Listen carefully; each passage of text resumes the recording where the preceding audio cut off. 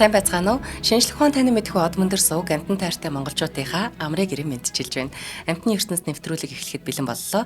Та бүхэн нэвтрүүлгээ YouTube-ийн од мөндөр сууг, NTV телевиз, од мөндөр радио 83.3 107 гэсэн хост телефоноор хүлээн авч сонсож байна.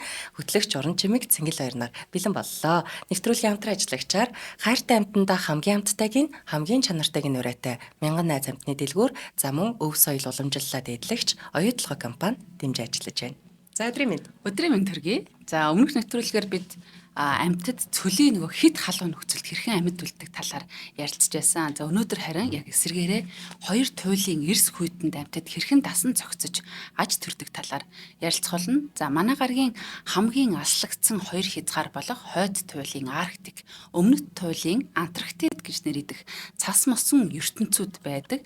За Улаанбаатарын хувьд бол одоо хамгийн хүйтэн нийслэл ямар байдаг тухай бид нар бол маш сайн мэдж байна. За зуны халуун бол 35 Цельс байдаг бол өвлийн хүйтэнд хасах 40 хүрдэг 75 градусын одоо ялгаатай ийм нөхцөлд бас бид нэр амьдарч байгаа их мундаг улсууд байгаа. Тэгээд дэлхийн хамгийн хүйтэн цөлүүд болох Антарктидад бол хасах 60 градус хүрдэг. За дэлхийн хамгийн хүйтэн температурын дээд амжилт нь 89.2 градус болж исэн юм байна. Энэ Восток станц дээр 1983 онд одоо Антарктидын бас нэг хэсэгт юм болж ижээ. За Арктик бол одоо хойд туйлын мөсөн төв хасах 40 орчим өвөлдөө хүрдэг. За эдгээр гэдэг цөл гэдэг нь болохоор цөл гэдэг үг зөвхөн элсэн манхантай газар биш. Энэ бороо, цас, чиг, багтай, хуурай уур амьсгалтай бүс нутгийг хэлтгий гэдэг өмнөх нэвтрүүлгээрээ бас ярьжсэн учраас та бүхэн маань мэдж байгаа бах. Одоо жилд 250 мм-ээс бага тундас авдаг газрыг ингэж хэлээд байгаамаа. Тэгэхээр туйлын цөлүүд гэж нэрлэдэг байна. За ихэнх хүмүүст бол эдгээр газар эзэнгүй хоосон мэт санагдана. Эцэс төгсгөлгүй ерөөсөө л мөс цас байна, нүд сохлохой зүгчтэй салхи шуурга, хэдэн сараар тасралтгүй үргэлжлэх харанхуй шөнүүд одоо ингэж олон хоногор болдог. За хүний амьсгал агаарт хөлдөж мөс болон буух хэмжээний юм маш бага температурт байдаг. За гэвч энэ газар амьтад бидний төсөөлт буухааргүйгээр дасан цогцсон ингэж амьдарч байна. Яаж энэ тэсгэм хүйтэнд амьдарч чадаад байна вэ талаар өнөөдөр амьтдыг онцлон ярилцах болно. За энэ гайхалтай чадварлаг амьтдынхаа одоо хамгийн түрүүнд Emperor Penguin буюу хаан оцсон шувууны тухай. За өмнөх нэвтрүүлгээр бас оцсон шувууны үр удмаа хэрхэн үлдээдэг тухай маш одоо тэмцэлтэй хэсгүүдийг бас дурдж байсан. Одоо энэ хаан оцсон шувуу маань бас энэ хүйтэн нөхцөлд яаж одоо дулаахан дээрээс нь одоо биеийн температураа барьж үлддгийг бүгдээрээ сонирхъя. За ямар ч байсан хамгийн түрүүнд дэлхийн хамгийн хүйтэн газар болох Антарктид өмнөд туйлаас эхлэе те. За энэ газар ерөөсөө бүх шувууд дундаас магадгүй одоо хамгийн хэцүү ширүүн нөхцөлд үр төлөө үлдээж амьдралын төлөө тэмцэх дэлхийн хамгийн том оцсон шувуу болох хаан оцсон шувууд маань байгаа. За энэ хөөрхөн амьтад маань туйлын шөнө одоо хэдэн сараар за бүр хамгийн удаандаа 6 сарын турш үргэлжилж байгаа. За агаарын температур бол дунджаар хасах 60 Цельс хүрэх. За дээрэс нь нөгөө салхи хавсарга нь нийлэх юм бол одоо ингээд хасах 80 Цельс шиг мэдрэгдэж байгаа гэсэн үг. За энэ харанхуй цоорхойд хаан оцсон шууд 10,000 хүртэлх тоогоороо бөөгнөрч одоо сүргэлэн амьдардаг юм байна. За хамаагүй бид одоо ингээд гаднаас нь хэрвээ харах юм бол мэдхгүй хүн харах юм бол хар цагаан тийм түнтгэнсэн хүн шиг тэгээ хоёр хөл дээрээ зогсох одоо бужигнсан л юмнууд одоо үнэхээр замбраагүй харагдана. Юу ийгээд байгааг нь мэддэхгүй гэвч энэ донд маш тийм том зохион байгуулалтаас давхар явагдаж байна. За дулаан ялгаж харах өндөр давтамжит камер ашиглаад судалсан судлаачид маш гайхалтай зүйлийг олж харсан байна энэ пингвинүүдийн амьдралд. За бүхэл сүрэг яг нэг бод гал гэсэн үг. За тэд одоо сүргээрээ 6 талт дүрс үүсгээд ингээд бөөнөрөө тэр хүйтэнд бөөгнөрч зогсдог. Тэгээ бие биетэйгээ наалтан шахацалтан за энэ үед бол оцсон шувуу хоорондын зай нэг 2 см орчим. Тэгэхээр тийм гой зохион байгуулалтанд орж ингээд 6 талт өнцөг гаргаж тойрч зогсдог. За энэ үед одоо оцсон шувуу хоорондын зай бол ойролцоогоор 2 см. Дээрээс нь бөөгнөрлийн одоо тэр сүм хэсэг одоо бүгд амьсгалж байгаа тэр голын хэсэг тэр салхи орохгүй байгаа хэсэгтээ бол нэмэх 37 болдог. Тийм гой дулаан ялгаруулж чаддаг. За тэгээд цөмөөсөө нэг хэдхэн метрийн зайтай, нэг 2 метрийн зайтай гадна талд нь бол хасах 40 Цельс юмтай байгаа. Тэгэхээр ерөөсөө л хэдхэн метр үсрээд нэг 2 метрийн зайд ерөөсөө 80 Цельсийн зөрүү дулааны ялгаа гарч ийн гэсэн үг. За тэгээд зүгээр ч одоо ингээд хөшөө зогсоод байхгүй энэ амтд манаас ар өрөөсөө даарж байгаа учраас температураас шалтгаалаад за ойролцоогоор нэг 30 секунд за эсвэл 1 минутын хооронд эднэр маань ингэж хөдөлгөөнд ордог. За тэгээд сүргийг ингээд бодгал гэж зөөрлж байсан бол энэ хөдөлгөөн нь яг л зүрхний цохилт юм уу гэмээр харагдана. За ямар хөдөлгөөн хийх үү гэхээр одоо урагшаага нэг алхах, хойшоогоо нэг алхах, эсвэл одоо хажуу тийшээ эргэн гутал нэг юм өрөөтэй даалуу ингээд дэр гэл ингээд нураад ундаг ш. Яг тэрэн шиг ингэж нэг нэгээр ээлжилж ингэж хөдөлгөөнд ордог. Энэ нь яг зүрхний цохилт шиг тэгж өрсөн даалуу нурж байгаа юм шиг харагддаг. За хэрвээ эднэр одоо ингэж бөөгнөхгүй байх юм бол тэр хасах 50 Цельсиэд зөвхөн одоо тэд хөлдөж өгөхгүй тулд одоо биеийн жингийнхаа дийлэн хувийг алдна. Одоо хөлдөж өгөхгүй тулд ингээд дулаана маш их энерги зарцуулсаар хагаад ер нь бол ингээд дулаана алдна. За тэгээд өндгөө маш олон хоногоор эр пингвин дардаг гэдэг байгаа шүү дээ тий. За тэгээд өндгөө мэдээж амьд одоо бий болгож ороод ир мэдлүүлэхийн тулд бас энэ дулаан ялгаралт маш чухал гэдэг байна. За энэ нь бол энэ пингвинуудын дулаан алдалтыг бүр 50%-аар багасгадаг.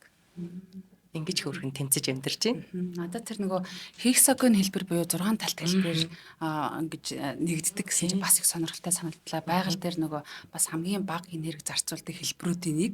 Гэтэл амьтад хүртэл одоо бага энерги зарцуулж юм шиг. Тийм мэдж байгаа юм шиг тэгж байгаа нь бас сонирхолтой байшаа тий. За цэнгэлээ чи ингээд маш их асар их өсөж үзчихсэн нь өсөж үтсэн. Одоо тэгэл нөгөө шинэ жилд өгөхөөр л ер нь асар хөлсдөгдөө. Тийм одоо би яг энэ амтныг харахаар надад юм нөгөө өсөглөн санагдаад байдаг. Энэ амтад одоо яг нөгөө дэлхийн дулааралтай хамааралтай их өсөглөнд нэрвэж байгаа. Ер нь л ингэж байнгын өсөглөнд байдаг ийм амтан байгаа. За энэ амтан бол цагаан баавга юм аа.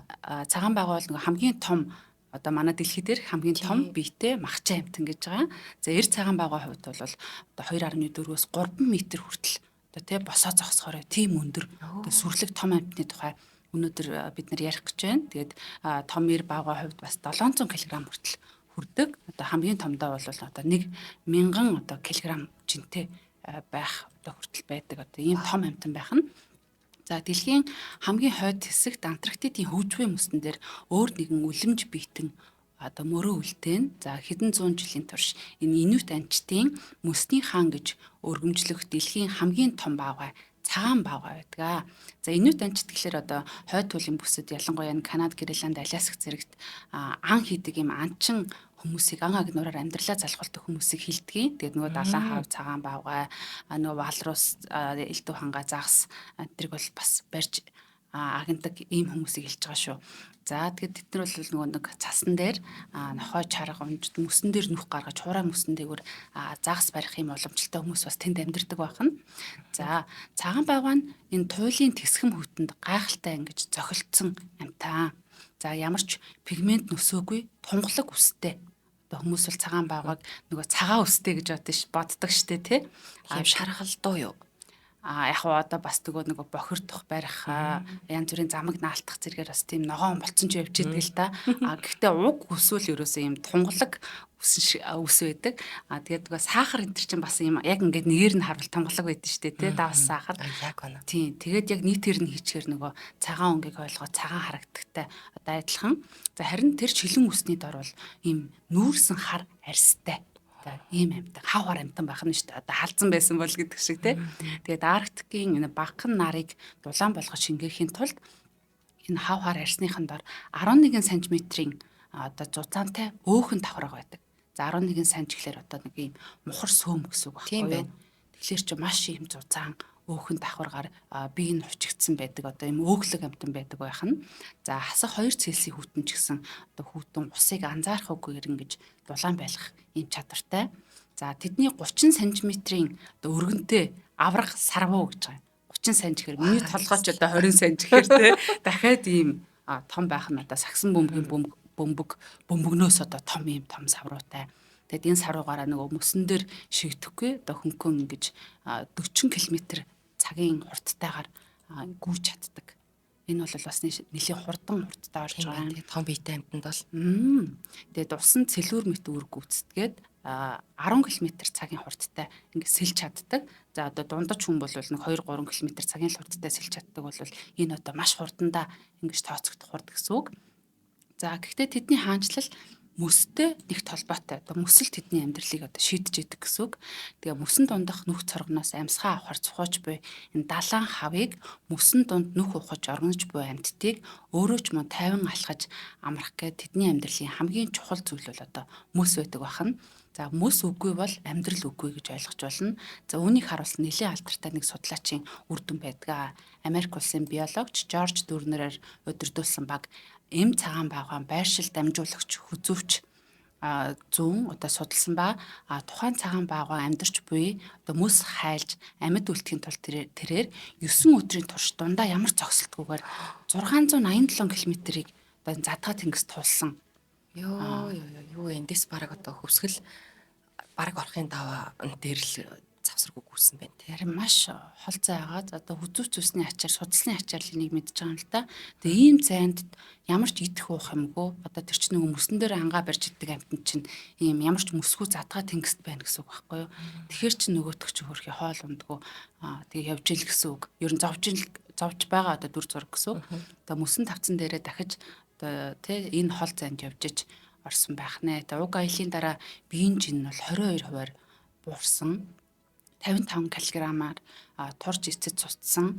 Одоо аяллаа эхлэхдээ дагуулж исэн бамбруушууд нь энэ урт замыг давлгүй замдаа эндсэн. Тэгээ ер нь харж байхад нэг бамбруушууд нь ихэвчлэн л ингээ энддэг. Тэр чинь хоол унд олдохгүй.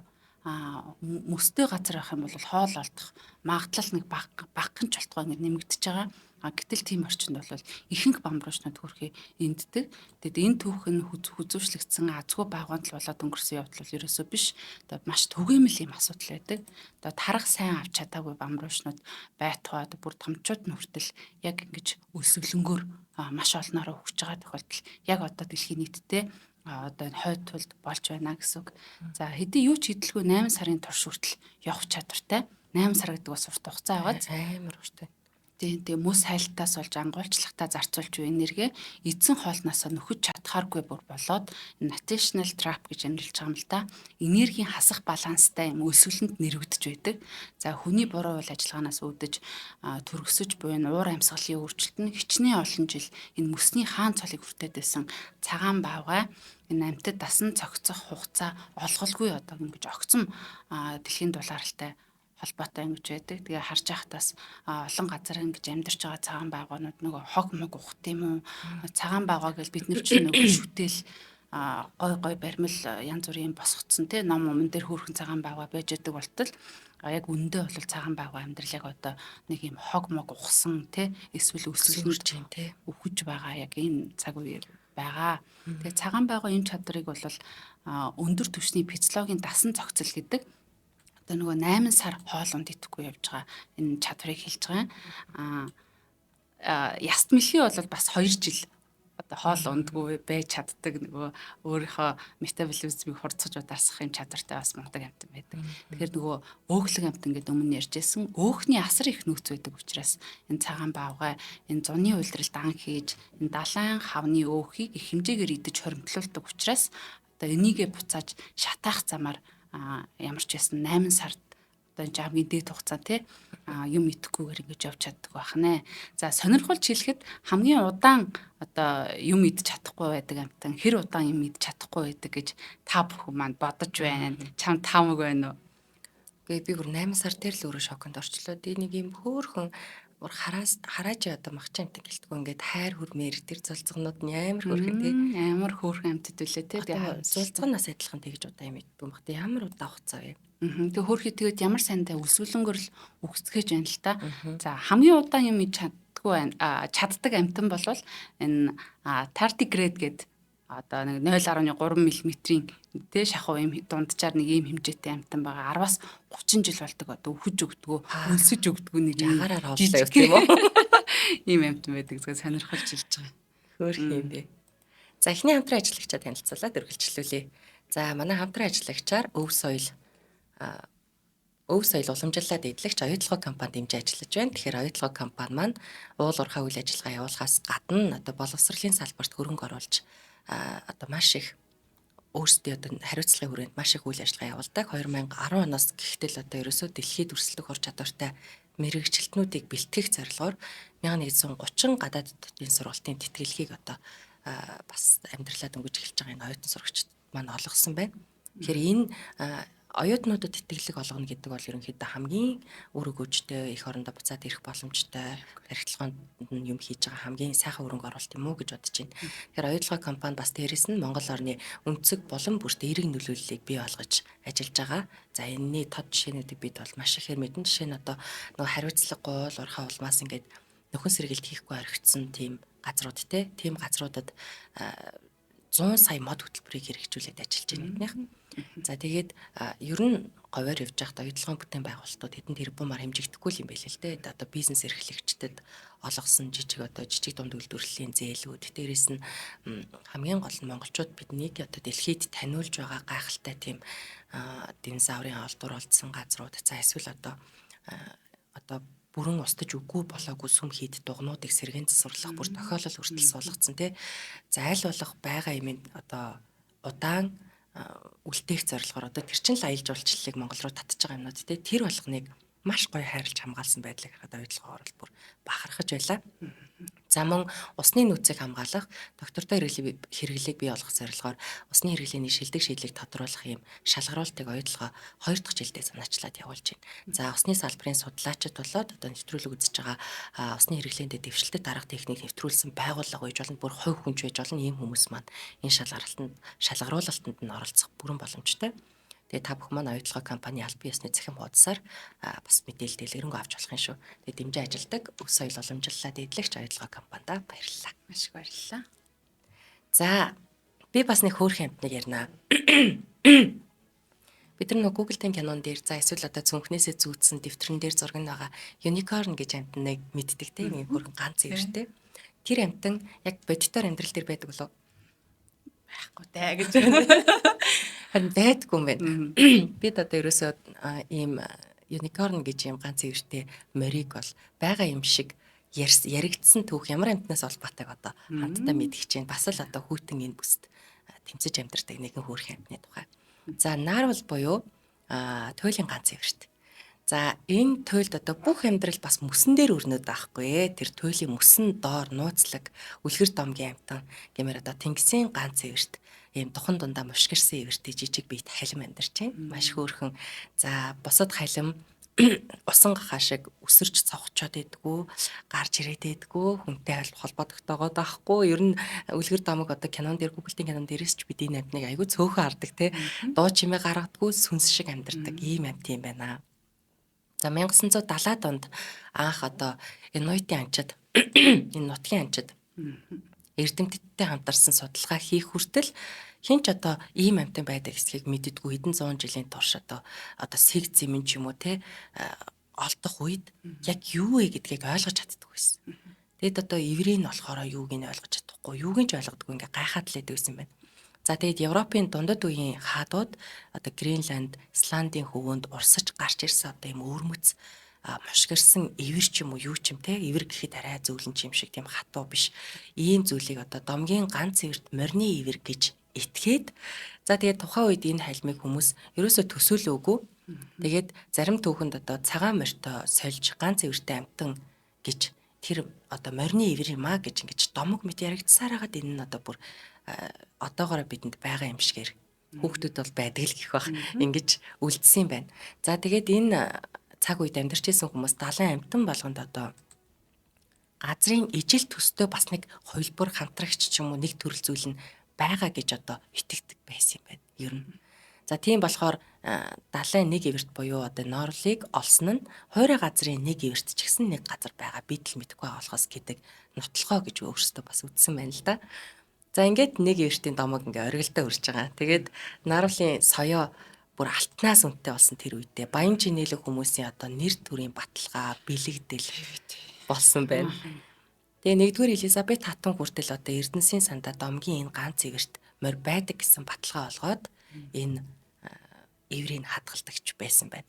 За яг үнэндээ бодит байдал дээр энэ одоо домгийн морины ивэр биш эн чинь бүр зүгээр л хизээч хүний очиод байдгүй угаасаа мөсөн дээр гарч ирдэгчгүй нэг юм халимны л ивэр шиг зүйл байж л тээ. Да гэхдээ ивэрч бол биш юм байна. Айгуу сонин нь энэ нэг соёо юм байна. Энэ гэхдээ яг эр наравлын дээд ирүүнээс нь мушгиралдаад 3 м хүртэл ургадаг тийм соёо. За тэгээ удаан хугацааны турш энэхүү эр наравлын 3 м бүр 3 м урт соёо эврийн судлаач нар одоо хоорондоо тулалдахад ашигладаг юм байна гэж одоо таамаглаж ирсэн. За яг амьтад бол яг гараад ирсэн эвэр юу гэдгийг тэрүүгээрээ дандаа тулаанд тий ашигладаг. Тэгэхээр мэдээж тэгж ойлгох нь бол нэгэсний зөв байсан баха. Гэтэл ерөөсөө тулаанд ашигладаггүй байсан байна. За энд бол одоо эврэн дотор нь сая мэдрэл бөөгнөрсөн байдаг. Та төв мэдрэлийн системтэйгээ шууд холбогддог юм байна. Тэгээ 2014 онд одоо Канадын эрдэмтдийн судалгаа үр дүнд эдний судалгааны үр дүнд одоо нааруулын соёо нь хүний шүднээс ялгаатай нь бол одоо палан бүрхүүл байхгүй. За тэгээд иймд одоо энэ далайн ус бүхэлдээ тэр эврээр нь шүдээр нь дамжаад ингээд нэвчин ордог. Тэгээ гадны мэдээллийг дамжуулдаг. Ингэснээр одоо далайн усны давсчил, температур, даралтын өөрчлөлтийг хүртэл мэдэрдэгэ гэдгийг нь одоо 2014 онд тогтоож ирсэн. За өөрөөр хэлбэл ийм юм байна. Энд чинь ингээд бүр мөсөөр дүүрэн энэ далай дотор чиг зүгээ олох те. Тэгээд одоо хооллохын тулд загсыг илрүүлэх одоо хамгийн сайн амьд мэдрэгч төхөөрөмж нь л болчиход байгаа юм л да энэ амьтны хувьд. За тэгвэл зөвхөн соёогоор ч биш одоо тэдний амьд үлдэх өөр нууцуд бас байгаа. Нааруулууд бол ерөөсөө бүр 1.5 км-ийн гүн рүү шумбаж чаддаг амьтан. Тэгээ 25 минутын турш амьсгаагаа төгжээд хооллох чадвартай. Тэр гүний даралтад одоо хүн бол одоо шууд үхэн тэр 1.5 км-ийн далайн гүний доор орвол одоо хүн бол шууд өгөхээр тэгэхэд нааруул одоо зүрхний цохилтоо өөрөө удирдах удаашруулж чаддаг. Дээрээс нь хэрэгцээгүй эргэтнүүд рүү одоо цусныхаа урсгалыг зогсоогоод тэгээ булчинтай хадгалсан хүчил төрөгчийн уурыг болох миоглобиныг ашиглаад тэгээд усан дор удаан тэгж тис чаддаг юм тийм байна. За тэгээд төрөүний нөгөө нэг цагаан баавган дээр ярьжсэн шиг нуур амьсгалын өөрчлөлт одоо энэ хөөрхөн нааруул гэж амьтанд бас маш хүн дээр тусч юм л да. Нааруулууд мөс ихтэй бүсэд амьдраад идэх нь одоо алуурчин халимнаас одоо далайн усанд орох мөсний араар нуугдаж тэгж амьд үлддэг байсан бол мөсөнд төрүүлж хайлаад одоо задгаа усан дотор эднэр маань үлдээд байгаа учраас алуурчин халимны амархан олз болох ийм эрсдэл бас тулаад ирсэн байгаа. За энэ дээр нэмээд бас одоо хүний одоо буруутай үйл ажиллагаатай газрын тосны хайгуулын тесрэлтж байд юм уу эсвэл одоо усан зам завны дуу чимээч байд юм уу те энэ одоо энэ маш мэдрэг соёон ивэр мэдрэх хэрэгтнүүдэд нь одоо маш мэдрэг тусаад садаа болоод эдж тэжээлээ олж идэхт нь садаа болоод тэгээ мянган жил доктортой байсан энэ нүүдлийн замыг хүртэл алдагдуулж ийн гэж одоо үзэж байна. Тэгээд одоо нутгийн иргэд бол одоо нааруулвал амьдралын бэлэг юм аа. Тэднээс одоо авдаг мах мөгтөг гэж нэрлэдэг одоо амин димэр маш баялаг одоо тэдний арьс ч гэсэн амьд үлдэх чухал их сурвалж байна. Харин эрдэмтдийн хувьд бол наарвал хойд туулын түүхийг хадгалсан амьд гэрч юм. За яагаад амьд гэрч болчоо гэвэл энэ урт 3 м 3.5 м-ийн урт соёо өсөлтийн давхарга нь яг л одоо модны цагирга ингээд эрчлэгдсэн байдаг модны цагирга шиг маш олон 10 жилийн далайн усны өөрчлөлтийг гэрчлэх юм түүх байгаа юм л да. Тэгээ энэ нь хойд мөсөн талын өөрчлөлтийг унших амьд архив болж байгаа гэж үздэг юм байна. Энэ хөөрхөн амьтан маань бас л одоо амьдралын хувьд маш эрсдэлтэй дээрэс нь одоо бүр нүүдлийн зам нь хүртэл алдагдчихж байгаа юм аюул төртөд. Тэгээ нөгөө үлгэр домгийн амьтан шиг их гоё амьтан л та. Тэгээд маш үлгэр домог шиг яригдчихэж байгаа. Нөгөө анхны хамгийн тод бичлэгийг ингээд олон нийтэд тавьсан. Тэр бол нэг амьтан сонирхдаг хүмүүсийг маш их тогтлуулсан ийм бичлэг байсан. Этэн буруугийн кинон дээр бас гардаг. Нөгөө тугалнууд нэхийгээ хөгч мөхөөл нөгөө мөс хайлж завсраар нь орж нөгөө кириллээрээ хооллох гээд ингээд хүлээж байгаа энэ бичлэгүүдийн бол өстой үнэхээр хүмүүсийн харийг татсан ийм бичлэг болсон. Тэгээд нөгөө асуулт хариултын тэмцээнүүд дээр хамгийн урт шүттэй амьт ямар амьтан бэ гэхээр одоо энэ 3.5 метрийн урттай энэ шүтийг одоо тий одоо юуны шүттэй зөвлөлөө хамгийн урт шүттэй амьтан бэ. Им нь бас ингэж шүд нь ургадгүй юм байна. За зарим тохиолдолд айгу богинохон эмд нь бол ургасан байдаг. Тэрнээс эрдэнэ л ингэ ургаад байдаг. Тэгээ энэ бол нөгөө рекорд урт нь байгаа л да тий. За үүнээс гадна одоо мөсөнд орох ой болон крил гэж байгаа.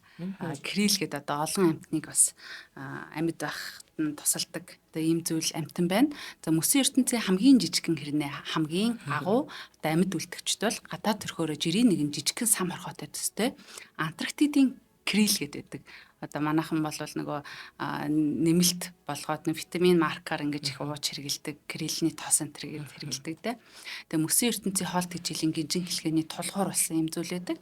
За хамгийн том амьтдыг буюу одоо энэ авраг халим, төм бумаараа ингэж сүргэлэх оцсон шувууд, далаан заан, тэнгисийн хавуудыг тэжээдэг одоо энэ жижигхэн амьтад бол урт харанхуй Антарктидын өвлийг тэд одоо юу идэж яаж амьд гардаг юм болоо гэх нууцуудын олон жилийн турш эрдэмтдийг гайхшруулж байсан бол хариултууд нь одоо сүүлийн үеийн дэвшилт технологийн ачаар зах цухаас нь ингэж ил болж байна. Роберт Камер болон Шумбахтар оноод мөсөн доогуур нэвтэрч энэ хүний нүднээс далд орших ертөнцийг судлахад тэд мөсний ёроолд өвс мэт одоо хөвч ургамал шиг наалтсан асар хэмжээний ногоон замаг оршдгийг ингэж илрүүлсэн. За энэ бол мөсөнд орох тэнгисийн ой гэж бас хэлж болно. Хүн харахад барагтай харагдах энэ ой нь одоо хоосон хүйтэн харанхуй ертөнц мэт боловч тэгээ Кирилл эдгээр замгийг сэгсэрч хусаж идэж чаддаг юм байна. Тэгээд энэ бичил далайн ой бол Антарктидын бүх амьдралынх нь зүрх гэж хэлж болно. Одоо дэлхийн бас өвчл төрөгчийг бас бүрдүүлж идэг. За Кирилл өвлийн турш энэ ойд бэлчинсэлж хангалттай энергийг хуримтлуулж авна. За дараа нь чүд дулаан болоход бол халимнуудыг тэжээж, далайн хавуудыг тэжээж, оцсон шуудыг тэжээж, одоо энэ төв даяар амьдралыг ингэж хөдөлгөж өгдөг. Тэг нааруул хүртэл ямар сайн Кириллийг идэхээр хаа холоос аялж олчилж ирэх үү. За хэрэг мөсөнд орох энэ нууц ой байхгүй бол Кирилл мөхөн. За харин Кирилл мөхвөл бүх хоолны сүлжээ ингэж нуруу унах болно. Тэгэхээр нөгөө нэг аврах биетэй энэ бүх амьтад одоо Кириллээр ингэж хоолдог, шүүн хооллогч амьтад тэ одоо бүгд л ер нь энэ Кириллийг хооллож, Кириллээр хоолж байдаг байх нэ. Бас хөрх юм аа. Ер нь ингээд амьдралын цохилтолгоо гэж их сони юм те. Хэрэггүй амьтан гэж юу алах жижиг том гэлтгүй. За Антарктидын Виделийн далайн хав буюу одоо маш хөөрхөн амьтан байдаг. За Виделийн далайн хав бас яаж энэ нөхцөлд амьдардаг тухай бүгдээрээ сонсъё. За мөсөн твийн одоо хичнээн метр зузаантай хатан мөсөн царцтас доор одоо маш том хөвгтэй амьтны хувьд амьсгаа авна гэдэг одоо боломжгүй зүйл. Тэр мөсийг яаж одоо цоолж амьсгаа авдгийг, эсвэл одоо цорхоо газрыг хайж авдгийг юм уу гэдэг шиг айгүй хэцүү санагдаж байгаа төсөөлөмгөө. Гэхдээ Антарктидын Виделийн далайн хав бол энэ зузаан ханны цаадаг агаарыг амьсгалах одоо цогцолтолгоо байдаг. За энэ хөөртөм хавнууд маань бол юр бусын хүчтэй юм үүдэн одоо энэ орд хэсгийн шүдтэй. Тэгээ шүдэрээ мөсөн ханд одоо амьдралын цорхоогоо өөртөө гаргадаг. За өдөр болгон хурц шүдэрээ мөсийг доороос нь өрөмтсөөр нөх гаргаж амьсгаа авдаг юмтан байх нэ. Тэгээ энэ Виделийн хавны урд шүд соёон зузаан мөсийг олон жилийн турш өдөр болгон мэрж чадхаар тийм хатуулагтай байдаг. Гэхдээ одоо бас л хүн төрөлхтний адил нас ахих тусам энэ одоо байнга мэрэд байгаа энэ байдал нь шүдийн нийлээгээд зарим хөгшин хав амьсгалын нүхэ хадгалж чадхаа болд юм байна. За хэдийгээр одоо байнга нүх гаргаад амьсгалаа аваад байгаа мó гэж бодож болох ч гэсэн за бас тийм ч одоо уушигны багтаамж муутай амьтан бас биш. За эрдэмтэд бол эдгээр далайн хавыг дагаад хамт шумбахад тэд 80 минутын турш. За зарим нь бол одоо бүр 600 метрээс ч гүн бүр гэрэлгүй тас харанхуй тийм хэсэг рүү хүртэл шумбаж чадчихсан. За тэгэхээр амьсгаагаа мэдээж одоо 60-аас 80 минут бол хадгалж дүүгжиж чаддаг бахан. Тэгэд энэ чадвар нь хүчил төрөгч хадгалдаг төрнөөс хойш яригадаад байгаа тэр миоглобин гэж нэг уургаар баялаг цусны эргэлттэй холбоотой. За бас л сайхан цохилтол байгаа нэ. Тэгээд тэр хүйтэн харанхуй тэнгист өөрт нь өгөөш болж байгаа заагаас наймаалж одоо энэ зүйлсээ олж барихын тулд сахал нь маш мэдрэмтгий байдаг. Тэгэд энэ бүр маш нарийн ширхэгтэй энэ мэдрэхүй эргэтэн болсон энэ сахал нь усны бүр маш жижиг хөдөлгөөний хүртэл ингээд радар шиг мэддэг байна. Тэгээд судалгаагаар энэ Виделийн хавны сахал нь одоо бүр миллиметрийн зөрүүтэй усны чичиргээг хүртэл мэдэж чаддаг гэдг нь батлагдсан байдаг. За тэгээд энэ нь харанхуй гүнд за бүр нарны гэрэл ерөөсө хүрхээргүй мөсний дорч гисэн ан хийж ам зоох энэ боломжийг бас энэ байгалийн гайхалтай цохилтолгоо олгож байна. Тэгэд юу гэдэг ан хийх гөрөө хийх гэж явж байхад одоо тэр загас өөр тийшээ сэлэх жижигхэн хөдлөх тэр жижигхэн зөрүү хөдөлгөөн усны жижиргээг л сахлаараа мэдрээд тэр зүг рүү явж хоолоо олж иддэг ба. Одоо бид нараар бол яг л харж байгаа юм шиг хоолоо олж иддэг бахан. Тэстэй бас айгүй хөөрхөн амт шүү те. Тийм өхөөрдөм. Тийм тий. Цагаан багаа ч бас энэгээр хоол нь чинь ингээд мөсөн дээрээ гараад нарлаад ингээ хөвтөж чинь. Тэгэд нөгөө зулцах нь бас жоохон мэдрэлгүй шүү дээ. Ингээ цагаан багаа тэндээс ирж ах чинь цагааныг чилэхөө харахгүй яаж байгаа. Ээж нь цаанаас нь хөөйг оролдог. Тэгээ эн чи хаа холоос ирэл нөгөө цагаан багаа чинь хэдэн 10 км явж нэг юм олж атал тэгээд одоо энэ нөхрөөгөө орчихвол тэгээд хоолгүй хонно л та тэг хөрх энийг одоо хоол болоосоо ч гэж бодох нь одоо тэгээд цагаан баагааг өлсөөсөөч их наашаа. Хоёул хамтран ажиллагчаа танилцуулаад өргөжлөө. За тэгээ. За амьтдын ертөнц нэвтрүүлэг маань бүх дугаарыг ивент тхэн ажилдаг. Мянган найз амьтны дэлгүүр маань ажиллаж байна. Тэгээ хайртай амьтандаа хамгийн эрүүлийг нь хамгийн амттайг нь. За мянган найз амьтны дэлгүүр аль биесны эрхтэйгээр оруулж ирдэг энэ тижээр амьтны хоолт хижээл, нэмэлт хижээлийн Kitchen Flavor брэндтэй хамтран ажилладаг. За ихэнх амьтны хоолны агуулмж нь өнгө амт оруулагч, будагч бодис, үр тариа болон ургамлын гаралтай уураг ашиглаж үйлдвэрдэг байсан бол энэ Kitchen Flavor бол эрүүл мэндэд ээлтэй, сайн чанарын эслэг амьтны гаралтай ураг буюу жинхэнэ махан хоолыг хөрөх амьтдмаа санал болгож байна. Дэлхийн нийтэд нүүрс усыг үр тарианаас бус сайн чанарын ногоон ургамал чихэрлэг төмс зэрэг хүнсээр дамжуулан авахыг зөвлөх болсноор Grain Free гэх үр тариагүй сайн чанарын уураг одоо хэрэглэх дэглэм дэлгэрч байна. За энэхүү хоол нь ходоод гисцийг чочроохгүй сайн чанарын тос, махны уураг, хүнсний нарийн ногооноос гаргаж авсан нүүрс усаар баялагдвал хүнээр бол сувлын хоолтой адил шимт хижээлтэй эрүүл хоол гэж хэлж болно.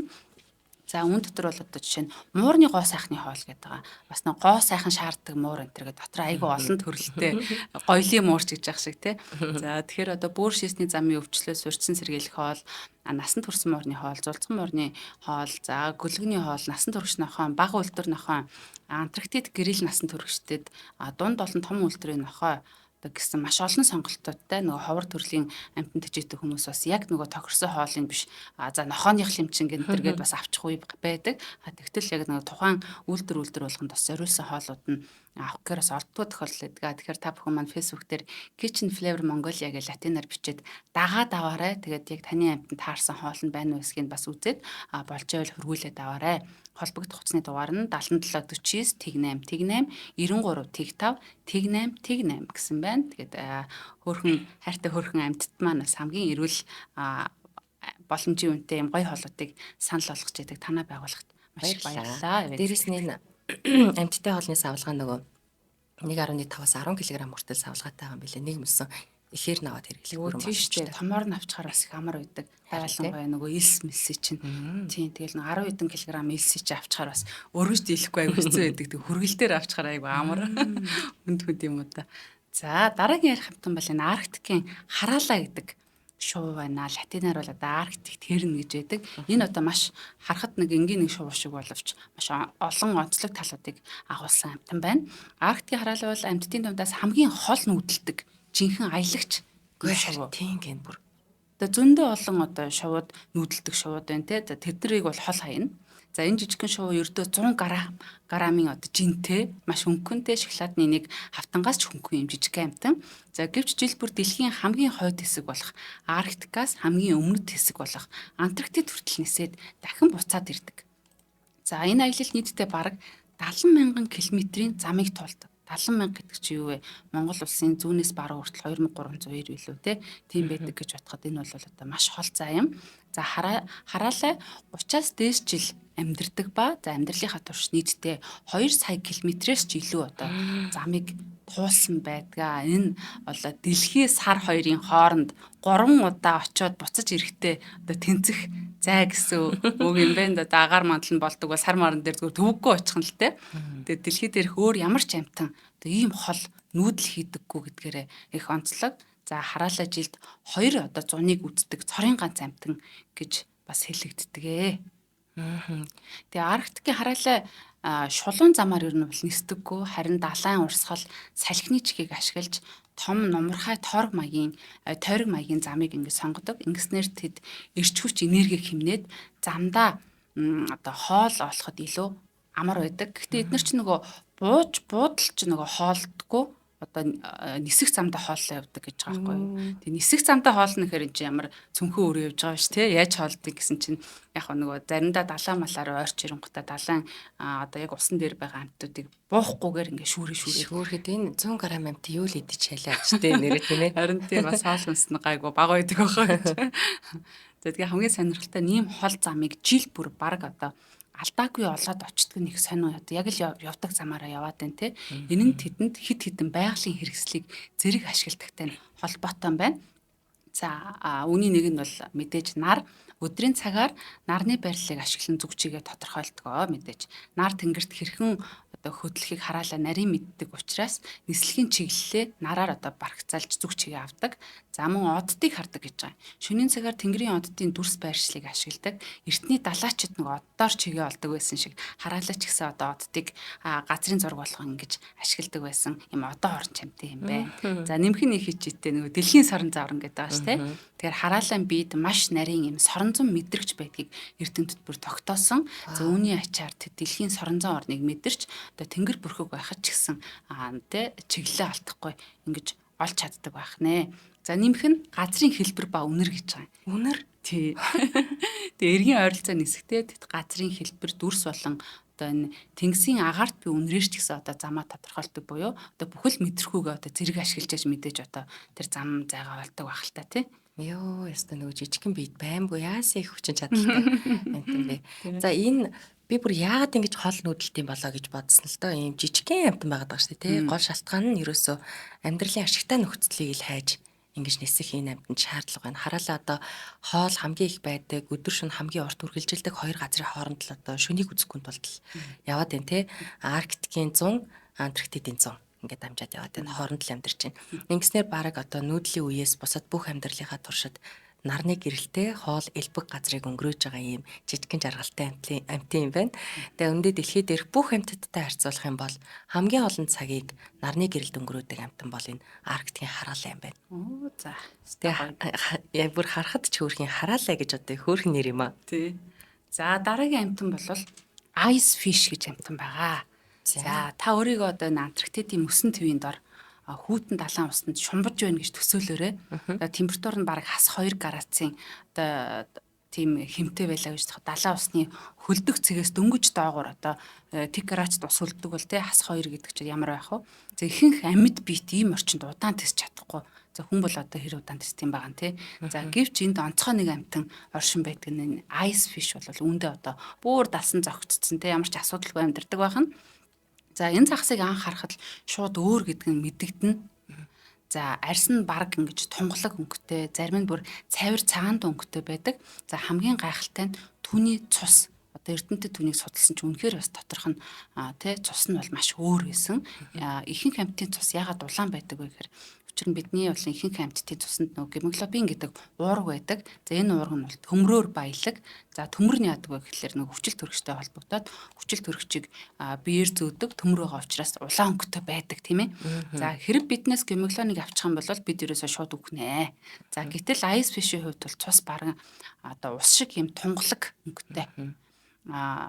За цуснд гемоглобин гэж байдаггүй агуулдаггүй юм байна. Тийм учраас томглог өнгөтэй байна. Энэ бол сэр нуруутай амьтдын донд үнэхээр ховор одоо ганцхан юм тохиолдол. За үүнийг судалсан эрдэмтэд тэхэндээ бол нүдэндээ итгээгүй юм зүйл байх боломжгүй гэж үтсэн. Ягаад гэвэл хүчит төрч биеэрэнд амжихгүй юм чинь амсгалж чадахгүй хөх ёстой уг нь байгаад байдаг те.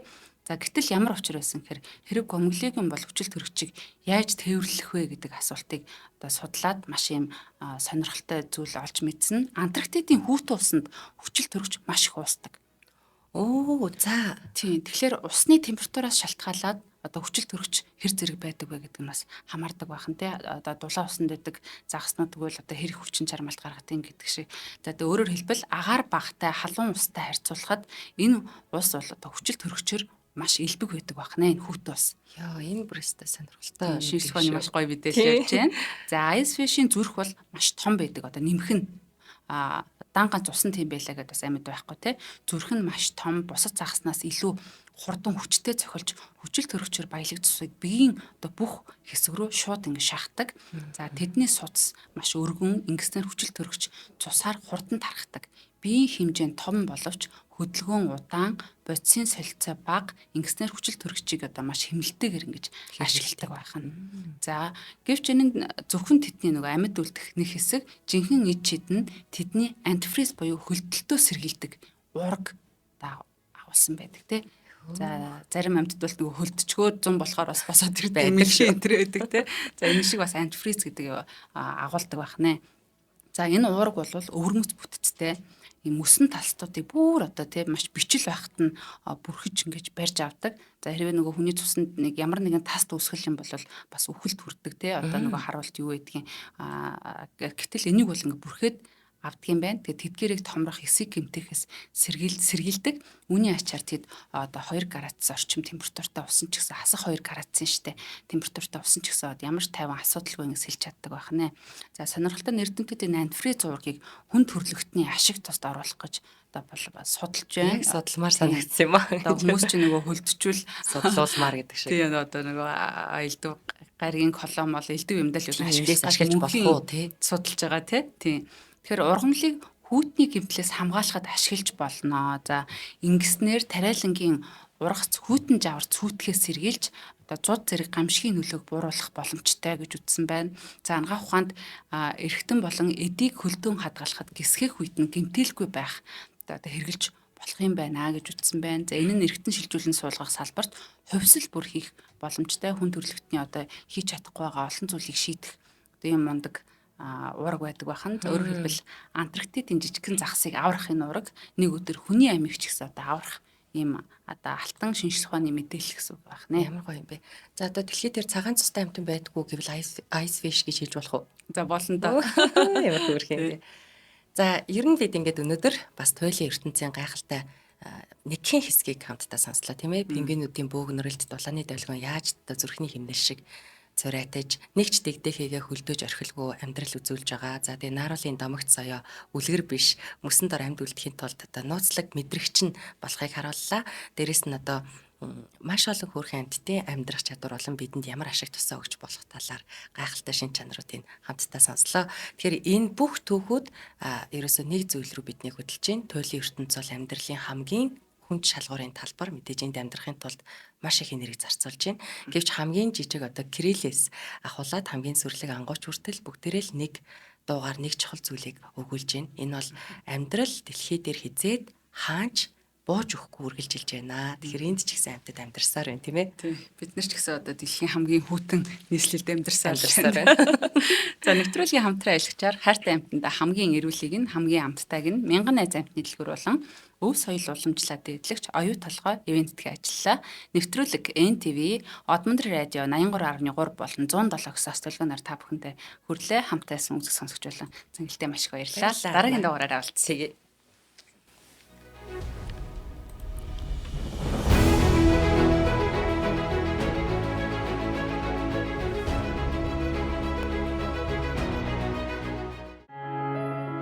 Нэвтрүүлгийг хүлээн авсан Нарны аймгийн монголчуудтай баярлалаа. Одмондор сувг нь энэ мэдчлэн таны мэдхүйн мянган нэвтрүүлгийг 2026 оны 7 сарын 1 хүртэл та бүхэндээ хүргэх юм. Их хэлээрээ шинжлэх ухаан танин мэдхүйг түгээхийн үлсэд нэгтгэх хүсвэл та бидэнд хандив өгөх боломжтой. Жилдээ ганцхан удаа 100 мянган төгрөгөөр биднийг дэмжснээр шинжлэх ухаан танин мэдхүйг түгээх энэ үйл хэрэг амжилттай үргэлжлэх юм. Одмондор нэр дээрх Худал ажлын банкны дансуга 4191 тэг 4518. Та 100 мянган төгрөгөөр шилжүүлэхдээ гүйлгийн утга дээр нь өөрийн нэр болон утасны дугаараа заавал бичээрэй. 100 мянган төгрөг хандалснаар Одмондор сувгийн алтан гишүүн болох юм а. Шинжлэх ухаан танин мэдхгүй Монголд ялах болтугай.